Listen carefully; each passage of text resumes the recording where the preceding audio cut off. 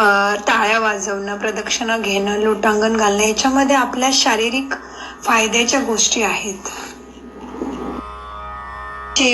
आता जे जीवन मिळालेलं आहे ते खूप खूप चांगल्या कर्मांचं फळ आहे. म्हणूनसाठी जीवनामध्ये कुठल्याही गोष्टीची नासाडी करू नका.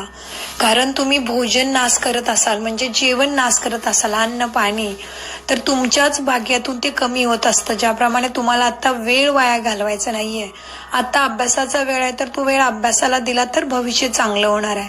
तर त्या वेळेला महत्व दिलं तरच पुढे येणारं जीवन सुखाचं येणार आहे.